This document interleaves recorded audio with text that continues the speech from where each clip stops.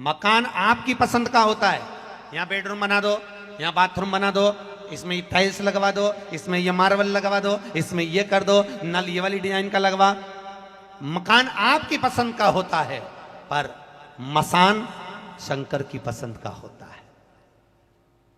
मकान आप पसंद करोगे, शमशान शंकर पसंद करेगा कि कौन से शमशान में तुझे जलाया जाएगा, कौन से मशान में तुझे ले जाया जाएगा, वो पसंद करेगा। और पूरी जिंदगी निकल जाती है लोगों की, एक दूसरे को नीचा दिखाने के चक्कर में। हर बार कहता है मेरा समय आन दे तब बताऊंगा इसको तुम्हें। क्या बोलता है? अरे बोलो तो जम के, क्या बोलता है? मेरा समय आन दे जब दिखाऊंगा। कई माताएं कह देती है मेरा समय आन दे जब बताऊंगी इसको तो अच्छी। समय आन दे 18 साल की आयु में आता है तो भी कहता है समय आन दे जब बताऊंगा। 30 साल की आयु में आता है जब कहता है एक बार मेरा समय तो आन दे तब बताऊंगा इनको, तो एक एक को, पूरे परिवार को, पूरे खानदान को समय आन दे जरा। 60 साल का हो गया फिर कह रहा है अभी आन दे मेरा समय, फिर बताऊंगा इसको। तो 70-80 साल की आयु हो गई फिर के मेरा समय आन दे फिर बताऊंगा तेरे को। और इतने में चक्कर आए, नीचे गिर गया, हॉस्पिटल लेकर गए, डॉक्टर ने आईसीयू में पटका और डॉक्टर बाहर निकलकर बोला इनका समय आ गया। डॉक्टर बोल रहा है। तब पलंग पे पड़े पड़े ध्यान में आया समय आना इसको कहते हैं। पूरी समय हर बचपन में सोचा था अभी खेलने की उम्र है, जवानी में सोचा भोग विलास की उम्र है, अधेड़ी में सोचा कमाने की उम्र है, और बुढ़ापा कब आ गया मालूम ही नहीं पड़ा। साहब कब कब आ गया मालूम ही नहीं पड़ा। इतना इतना प्रेम से आनंद से इतनी अच्छी जिंदगी जी रहे थे, कहां बुढ़ापा आ गया। भजन नहीं हो रहा। अभी क्या करें? कई लोग कहते हैं अभी अभी कोई भजन करने की उम्र है, अभी थोड़ा समय आए जब करना, जोड़ो। अभी तो काय की उम्र है, खूब कमा कमा के जोड़ो, खूब जोड़ो, खूब जोड़ो, खूब जोड़ो, और आखिरी में फिर यहीं, अरे बोलो तो, यहीं छोड़ो। और इतना जोड़ जोड़ के मरा, आखिरी में इतना बड़ा फोटो दीवार पे टंगा, इतना जोड़ा, कितना बड़ा फोटो। और पूरी जिंदगी रो रो के काम कर कर के रो रो के मर गई, पर आखिरी में जो फोटो टंगा वो इस्माइल वाला था। इस्माइल, उसमें रो नहीं रही है। तुमने किसी के यहाँ गए होगे और फोटो देखा किसी का रोता हुआ? अरे बोलो जम के।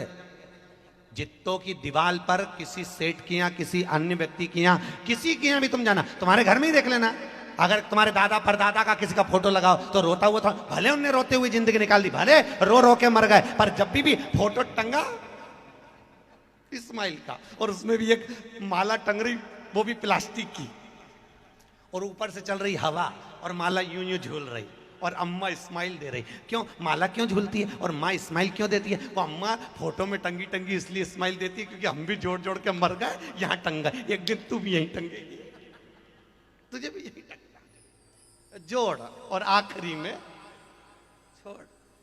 इससे तो अच्छा ये भागवत ज्ञान गंगा यज्ञ समिति, ये बहुत चतुर है। इन्होंने सोचा भैया आखिरी में यहीं छोड़ना, इससे अच्छा कथा भागवत कराओ, सत्संग कराओ, और आग लगे बस्ती में अपन रहो, मस्ती में क्या करना। और मौका दिया आपको ये भागवत ज्ञान गंगा यज्ञ समिति ने कि थोड़ा धन सत्कर्म में लगाइए। अभी हमने सुना कि महाराष्ट्र के इस क्षेत्रों में अकाल पड़ा हुआ है, पानी नहीं है, बड़ी आफत चल रही है महाराज। तो ये आखिर पड़ा तो पड़ा क्यों, इसका कारण क्या है? अरे बोलो तो सही। नरसिंह मेहता तो जहां अकाल पड़ा था वहां भजन गाने बैठता था तो पानी टपका देता था। जरूर मुझे लगता है तुम्हारे भजन में कमी हो गई, इसलिए भगवान ने भी हाथ रोक लिया। तुम भजन करो, वो देने में कमी नहीं करेगा। ये पक्का है, उसके यहां हिसाब किताब बराबर है, बिल्कुल बराबर। समय समय पर भजन करो, दिखावे का भजन नहीं होना, भजन करो। दुकान पर बैठकर जो तुम कमाओगे, हम फिर निवेदन करेंगे। कई लोग दुकान पर बैठे बैठे सोचते हैं, कई लोग कहते हैं महाराज जी हमारी तो दुकान तक आवाज आ रही है, इसलिए हमको आने की जरूरत ही नहीं पड़ती, हम कथा में इसलिए नहीं आते, हमारे यहाँ तक आवाज आ रही। हमने कहा तुम्हारे यहाँ तक आवाज आ रही तो तुम कथा में नहीं आओगे? नहीं। तो हमने कहा भागवत जी पढ़ी है कि नहीं? सुनी है कि हाँ? तो हमने कहा भागवत जी में भगवान कृष्ण के पास में रुक्मणी जी ने पत्र भेजा था, याद है आप लोगों को? तब भगवान कृष्ण के पास जब पत्र गया तो भगवान कृष्ण ने रुक्मणी के पत्र को पढ़कर कहा कि ब्राह्मण देवता रुक्मणी जी से जाकर कह दो तू श्रृंगार करके जगदम्बा के मंदिर पहुंच जा, मैं तुझे लेने पहुंच जाऊंगा। सही है कि गलत है? अरे बोलो जम के, हाँ हुंकारा भरते जाओ, मालूम पड़ते जाए मेरे को कि सही है। तू जगदम्बा के मंदिर पहुंच, मैं तुझे लेने पहुंच जाऊंगा। भगवान ने ब्राह्मण देवता से ही कहा था कि तू तैयार होके ओटले पे खड़ी मिलना। भगवान ने ये कहा था कि तू तैयार होके छत पे मिलना। अरे बोलो तो सरी, बोले थे? भगवान ने ये बोला था कि तू तैयार होके तेरे घर के बाहर खड़ी मिलना? नहीं, भगवान ने कहा श्रृंगार करके जगदम्बा के मंदिर जा, मैं तुझे लेने पहुंच जाऊंगा। क्योंकि भगवान भागवत के माध्यम से, दसम स्कंद के माध्यम से भगवान ये बताना चाहते हैं कि तू मेरे दरवाजे तक पहुंच जा, फिर अंतिम अवस्था में मैं तेरे दरवाजे पर पहुंच जाऊंगा। तेरे मंदिर में आना मेरा काम है और मेरी बिगड़ी बनाना तेरा काम है। हमें पहले उसके दरवाजे जाना पड़ेगा। दुकान पर बैठकर जो कमाया वो परिवार वालों के लिए कमाया, और इस कथा के पंडाल में बैठकर जो तुम कमाई कर रहे हो राम नाम, कृष्ण नाम, शिव नाम की, ये किसी दूसरे की नहीं है, ये अपनी कमाई है। वहां जो कमाया वो यहीं छूट जाएगा, और यहाँ 3 घंटे जो तुम भगवान का भजन कर रहे हो ये वहां तक जाएगा, ये छूटना नहीं है, वहां तक लेकर जाएगा।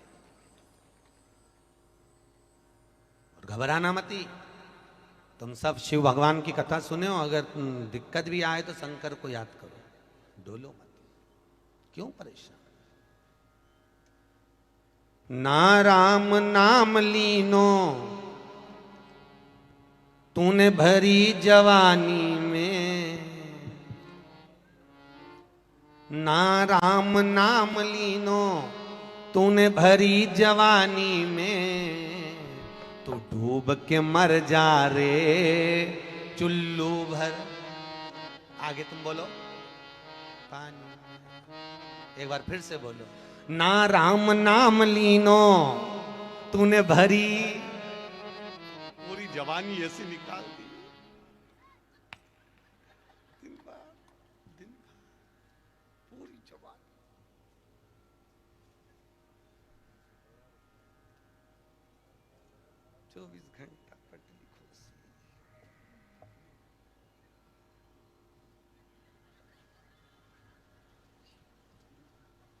पूरी जवानी भोग और विलास में निकाल दी, पूरी जवानी। ना राम नाम लीनो तूने भरी जवानी में, तू डूब के मर जा रे। अरे बोलो तो, यहां आवाज तो आए। तो डूब के मर जा रे। कहा पूरी अवस्था। और जब शरीर साथ देता था तब कथा में नहीं गई, तब नहीं गई कथा में। घर से फुर्सत नहीं मिली, टाइम नहीं महाराज, टाइम नहीं।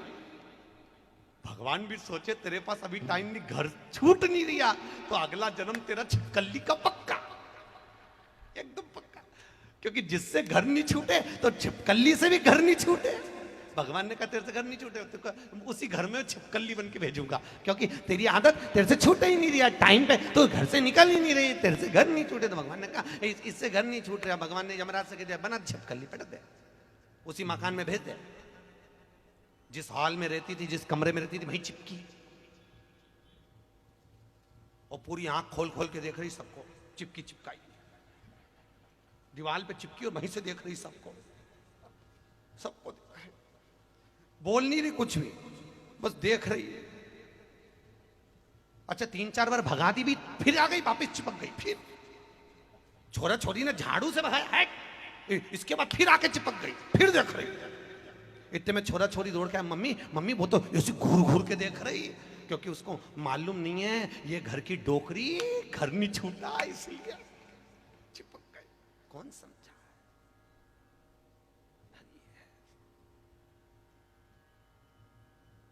कौन कौन बनना चाहता है छिपकली बता दो, आज बिल्कुल पक्का कर ले अपन। अब तुम तो घर छोड़कर आई हो, परिवार छोड़कर 3 घंटे कथा में आई हो, तुम्हारी चिंता नहीं है जी जियो मेरे को, जो नहीं आई दिक्कत उसकी है। वो कहते ना तेरा क्या होगा रे कालिया, तकलीफ उसकी है, दिक्कत तुम्हारी पड़ी, तुम्हें टेंशन लेने की जरूरत है। तुम मस्त, अब तो तुम 7 दिन की कथा सुनने के बाद तुम्हारी मर्जी पड़े घर छोड़ो मत छोड़ो, तुम तो भगवान का बस घर में भी रहना ना तो जपते रहना, ओम नमः शिवाय ओम नमः शिवाय हरे हरे भोले। बस घर में जहां रहो बस जपते रहो, काम करते रहो और नाम जपते रहो। तुमसे ये नहीं कहा कि माला पकड़ के बैठो, माला भी नहीं पकड़ना अपन, वहां चलते फिरते जपो, क्योंकि अंतिम समय में माला पकड़ने की टाइम नहीं रहेगा। रहेगा क्या? तुम्हारे प्राण छूट रहे हो और प्राण छूटते समय तुम बहू से थोड़ी ना कहोगे कि मेरी माला ला दे, उसके बाद ही मरूंगी, और मालूम पड़े बहू माला लेने गई उतनी देर में निपट गई तो माला के चक्कर में नहीं। हाँ जपो, और जब तक हाथ पैर साथ दे तो खूब जपो। माला माला जपने में तो, माला जपना कोई साधारण बात है क्या? दुकान पे काय के लिए लोग बैठते हैं? क्या करने के लिए बैठते हैं दुकान पे? है कमाई करने के लिए। अरे बोलो तो सही, माल कमाने के लिए बैठते कि नहीं बैठते? तो हमारे यहां सीधी सीधी बात बोली गई है, माला माल बनना है किसी को। कौन कौन बनना चाहता है? हाथ उठाओ जल्दी से, माला माल जो बनना चाहता है। बस 1-2 ही लोग हैं माला माल बनना चाहते, बाकी सब भिखारी बनना चाहते हैं। अरे बोलो तो सही, माला माल बनना चाहते हो ना? तो माला माल बनने के लिए सबसे पहला शब्द क्या लिखा है? माला माल बनने में सबसे पहला शब्द कौन सा है? माला, फिर आया माल। पहला शब्द क्या है? माला माल। तो पहला शब्द क्या है? माला फिर माल। तो सीधी सीधी शिव पुराण कह रही है कि माला को पकड़ोगे तो माल अपने आप आएगा, अपने आप। पर दुनिया के लोगों ने माल के चक्कर में माला छोड़ दी, तो ना तो वो माला के रहे ना माल के रहे। अब आपको अगर माला माल बनना है तो माला पकड़ने की जरूरत नहीं, केवल माला के रूप में भगवान का भजन करो, भगवान का नाम जाप करो और भगवान को जपते रहो। तुम्हारी मर्जी पड़े राम जपो, तुम्हारी मर्जी पड़े कृष्ण जपो, तुम्हारी मर्जी पड़े ऋषभ जपो, तुम्हारी मर्जी पड़े शिव जपो, तुम्हारी मर्जी पड़े पांडुरंगा जपो, तुम्हारी मर्जी पड़े कृष्ण जपो। तुम्हारे मन जिसमें रम जाए, तुम्हारा चित्त जिसमें रमे, तुम्हारा मन जिसकी ओर आसक्त हो जाए, तुम उसको भजो। क्योंकि संत तुलसीदास बाबा ने लिख दिया, कलयुग केवल, क्या बोले हैं? कलयुग केवल राम नहीं, क्या बोले? नाम। राम नहीं लिखा, क्योंकि तुलसीदास जी को मालूम था कि कलयुग में बहुत सारे पंथ हो जाएंगे, कोई कुछ बोलेगा कोई कुछ बोलेगा, इसलिए उन्होंने राम नहीं लिखा। कलयुग केवल नाम आधारा, सुमर सुमर नर उतरहि पारा। कलयुग केवल नाम आधारा, बोलो बोलो, सुमर उतरहि पारा। युग केवल नाम आधारा, सुमर सुमर नर उतरहि पारा। कलयुग केवल नाम आधारा, सुमर सुमर नर उतरहि। दोनों हाथों से जो हो। मंगल भवन मंगल हारी, द्रवहु सुदशरथ अजर बिहारी। मंगल भवन मंगल हारी, द्रवहु सुदशरथ अजर बिहारी।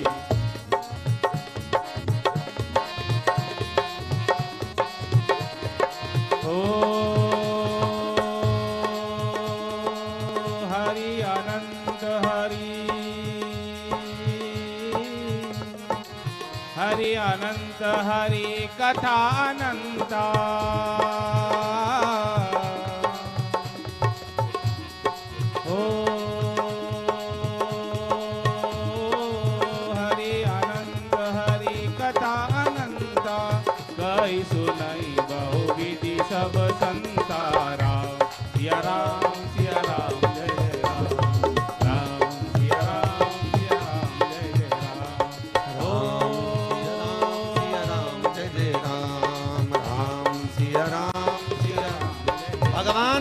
जुग केवल नाम धारा सुमर सुमर नर उतरही।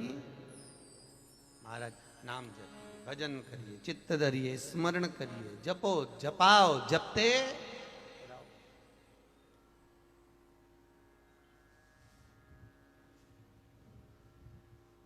कथा का टाइम क्या है? जम के बोलो। 6:30 से 9:30। ये भागवत ज्ञान गंगा यज्ञ समिति वालों को रात में कथा रखने की कौन सी पड़ी? क्यों रखी रात में कथा? है सबको टाइम मिले इसलिए? नहीं नहीं, समिति के लोगों ने रात को कथा इसलिए रखी है क्योंकि आधी रात को गश्ती वाले चिल्लाते हैं ना, तुम्हारे यहां निकलते हैं सीटी बजा के, जागते रहो। इधर आते हैं कि नहीं आते? अरे बोलो तो सही। आजकल बोलते नहीं, आजकल सीटी बजा देते हैं, डंडा बजा देते हैं, जागते रहो। वो आधी रात को इसलिए चिल्लाते हैं कि रात को जाग जाओ, नहीं तो तुम्हारी तिजोरी का माल चोर चुरा कर ले जाएंगे। उसी तरह इनको मालूम है शाम के समय कथा रखेंगे, रात्रि के समय पर, तो संत भी आकर जगाने का प्रयास करेंगे कि अभी भी मौका है, जाग जाओ, नहीं तो तिजोरी का माल जैसे चोर ले जाते हैं, उसी तरह इस आत्मा चित्त वृत्ति को कहीं काम लोभ विषय वासना चुरा कर ना ले जाए। इसलिए जागने का मौका है, जागो, अभी मौका मिला है, जाग, अभी मौका मिला, कुछ नहीं बिगड़ा, अभी भी कुछ नहीं बिगड़ा, सब ये। आज कौन से दिन की कथा है? जम के बोलो जरा। चौथे दिन की कथा, और कोई साधारण नहीं होती चौथी अवस्था। पहली अवस्था बचपन, दूसरी जवानी, तीसरी अधेड़ी, चौथी बुढ़ापा। और शास्त्र उठाकर देखिए, दशरथ जी के घर में अगर बेटा आया था, राम जी आए थे तो चौथी अवस्था में आए थे। नंद बाबा के यहाँ कृष्ण आए थे तो चौथी अवस्था में आए थे। दशरथ जी 60 के हुए, भगवान राम को प्राप्त करा। नंद बाबा 60 के हुए तो कृष्ण को प्राप्त करा। आंतरी ऋषि 60 के हुए तो दत्तात्रेय भगवान को प्राप्त करा। कदर्म जी 60 के हुए तो कपिल देव महाराज को प्राप्त करा। 60 की अवस्था में राम प्राप्त हुए थे, 60 की अवस्था में कृष्ण प्राप्त हुए थे। और यहाँ शास्त्र भी कहता है 60 की अवस्था जब आती है तो गवर्नमेंट भी रिटायर कर देती है, जाओ, अभी तक तुमने परिवार के